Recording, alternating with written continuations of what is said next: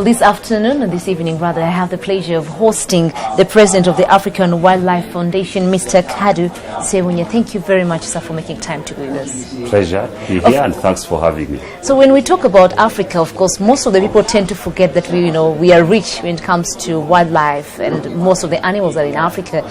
But in Africa, where are we in terms of wildlife conservation?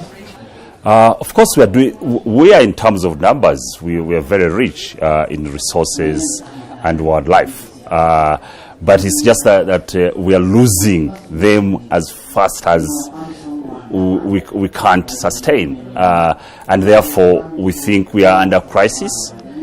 And we need to do something about it to stop that trend. It's mostly driven by the good news on the continent. Africa, for the last 15 years or 20 so, is booming economically. We are utilizing our resources to increase our economic development, labor, investment, infrastructure. It's all good news, and we love it as Africans. The problem is, during the same time, that economic boom, we have lost more elephants than any other period. Half of our lions are gone. We see protected areas being threatened by development. Much as we are for development, but also we know that science tells us we are not going to achieve our development goals if we don't maintain the ecosystem services that are the engines of the development plans we have. But how do we protect them really? How do we protect the animals? Because, animals can't be caged, as we all know. No, and they shouldn't be. It's funny that, we think as protection as that animals need our protection. By the way, if we leave them alone, that's what they need. They need space. But because of the number of Africans, the highest population growth rate in the world. So our numbers are increasing. We need our development to meet our development goals. We need to now start the discussion of that space for wildlife. And we feel, as the largest Pan-African organization on the continent, conservation, we think that there is an opportunity here for leadership from our side as a conservation organization, but also from the leaders of Africa to start that discussion of what is our vision of Africa, what our development. Is it a Chinese model? Because there's a lot of pollution in China, we know that. Is it Europe? They lost all their resources. Is it North America? No, I think there should be an African development model. And we have the science and the understanding of that uniquely African model that we need to create as Africans. The other thing we need to do as Africans is to have a voice, to lend our voice to the conservation of our wildlife and wildlands.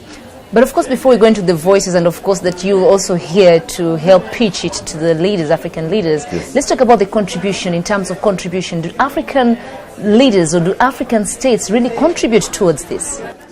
No, statistically we've seen actually very few countries, if any, that really fund within their budget, they allocate enough resources for protected areas or wildlife management.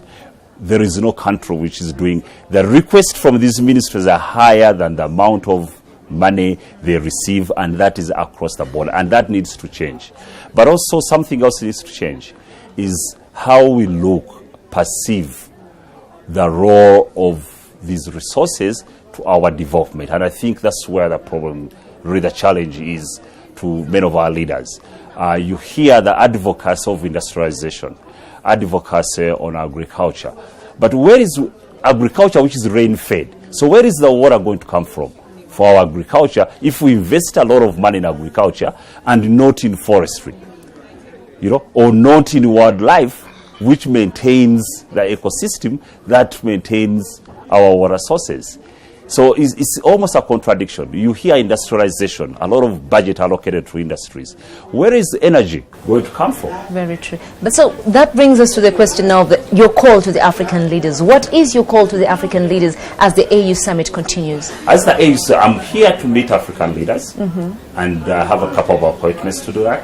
And we are going to discuss what the role of wildlife and wild places to the development of Africa. Africa has Agenda 2063 yes.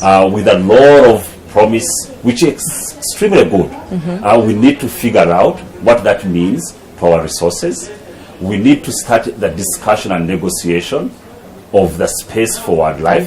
What has been interesting is that for us conservationists, we've been working so hard with our partners in conserving wildlife. But the decisions that affect wildlife are being made in boardrooms, yes. in Ministry of Finance, in central banks, with the negotiations with the World Bank, with China, with African Development Bank. So what we are saying is that, look, what I'm telling the leaders is that we would like to see wildlife and wildlands represented at these meetings, in these negotiations. It's not being against development. We would like to be wildlife to be discussed when we are choosing a hydropower station. And we have that discussion. How is it affecting wildlife? What do we need to do? What kind of investments do we need to do? How about the areas where water is needed? That's the discussion we would like to see. So I would like to leave when African leaders have agreed that wildlife and wildlands have a place in all negotiations of our development. The third part is their voice. Yes. I would like to hear, and a lot of us are waiting, to hear African leaders pronounce themselves on why are these resources so important for our economic development. Of course, we've heard a lot from our foreigners, non-Africans. Prince Charles is a champion of our elephants. Yes, he is. You hear him is, pronouncing how they're important, and that's a big, nice role. But he's not going to save elephants. It's going to take Africans to start the work. So how do we protect our animals that are close to extinct, really? Because we have very many beautiful animals, but we have like 3 left or 4 left in the whole of Africa. Yeah. How, in your opinion, what should be done to protect them? There are several things we've done. Rwanda is one of them with the mountain gorillas. You can see the protection there. You see rangers with guns. Rwanda is taking the protection of gorillas seriously, right from the leader down to the institutions that manage that park. Yes. And gorillas are threatened. They are only found in these 3 countries in the whole world. Yes. So that kind of protection is extremely important. But with examples with rhinos, Kenya was losing rhinos. The government stepped up and fenced a certain area, putting their few rhinos which were remaining. And what we are seeing now, the numbers are increasing of the rhinos. Yes. But that is a short-term solution. The long-term solution is to negotiate space for them, to increase the benefit of Africans from conservation, because we are not advocating conservation as an end in itself. You don't conserve elephants because you like them. They have to be part of the aspirations of Africans, and they are. One elephant contributes more than $1 million annually. We know the statistics. So they are only found in Africa, African elephants. So there's no product any other continent has that can't fetch money when they're only found in that continent. So in Kenya, it's 30%. Statistically here, tourism contributed in 2014, that's the numbers I have, about $18 million to this economy. And you have 3 national parks. So it's about time they woke up and said, let's It's really about time people started taking seriously the resources we have as part of our economic development, but also these resources are part of our other sectors we carry dear, like agriculture, like industrialization, like the air we breathe, fresh water we all need, urbanization we are all dreading for. It's the services of all the engines we are trying to develop. The source is wildlife. Our health. All these sectors are dependent on how we manage our resources. Otherwise, we've seen other continents spending a lot of money. China is more than $3 billion annually on cleaning up nature. we don't want to go that way. Is urbanization a threat when it comes to wildlife and its protection? No, the definition of threats involves management and planning. Urbanization will be a threat if we don't manage and plan the process of urbanization. We need to ask our questions. If, as we urbanize, where are the resources going to come from? Can we save the water towers? I'm not so familiar with Kigali, but I know Nairobi, where I live, almost 80 to 90% of their water source is from Mau Mountains, which is a forest. So if I'm a Nairobian, I need to take care of Mau. Kigali, you depend on a lot of wetlands, I know. So if I'm a resident of Kigali, I need to ask, what are the important wetlands that must be protected for me to make sure that the mortgage I take for my house in Kigali will maintain the price. Because if there's no water, your price, the value of your house will fall. So before you take a mortgage, ask yourself, a 30-year mortgage, am I going to continue having water for the next 30 years? And if not, where is that wetland? I know that the leadership here is developing now a 2050 development plan. And Rwanda has done a great job on conservation with 3 national parks. Now they've just announced another national park. That's huge for a small country. So we would like to see Rwanda, the next 2050 plan, to identify those areas that Rwanda must protect for their economic development. Where is our hydropower coming from? What rivers must we protect? Where is our water? What cleans our air? What forests must we take care of? And that discussion needs to be part of our economic development. And that's why I'm saying wildlife has to be in the boardroom when negotiations are being decided, decisions are being made, what road is going to pass where. But what would you say would be the short-term measures, quick measures, the way forward for protecting all these quick measures? Quick measures, the beauty of Africa is that we have over 1,000 protected areas on the continent. Yes. And most of our wildlife is found in these protected areas. So the quickest thing we need to do is invest.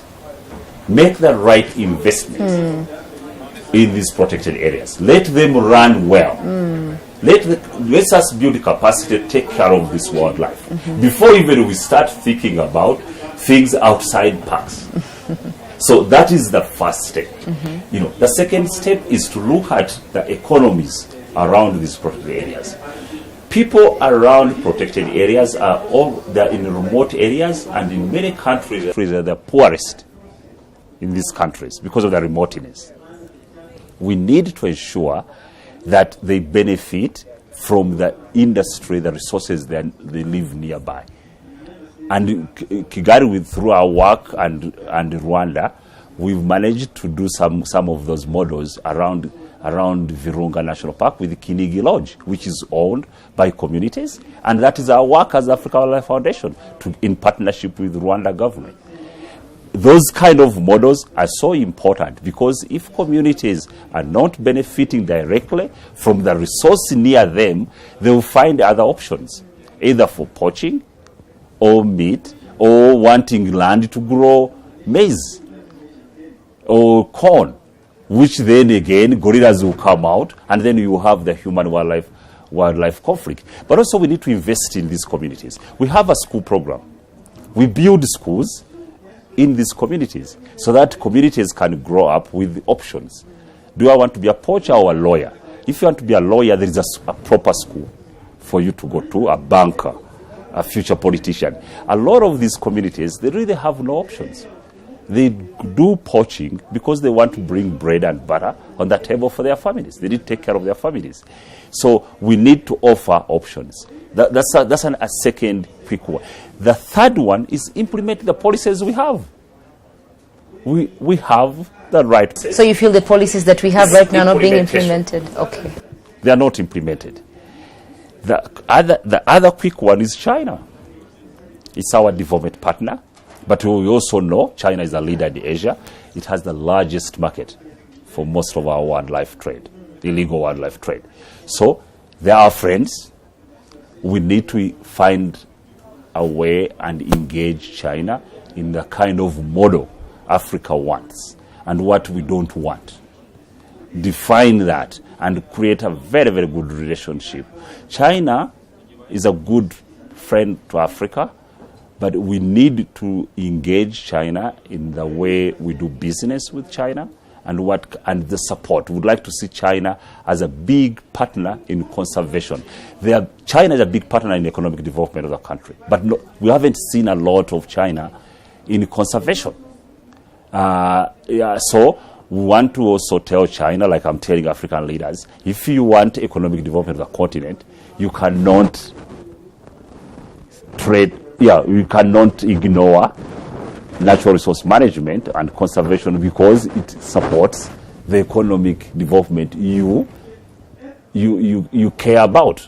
So that dialogue needs to start as quickly as possible. Well, thank you very much, sir, for making time to be with us. Thank you. Well, I was speaking to the president of the African Wild Bank, Mr. Kaddu Sebunya, who says, even as we talk about Africa, let's not forget the wildlife and the wildlands. My name is Fiona Mbabazi. Do continue to enjoy the rest of our programming.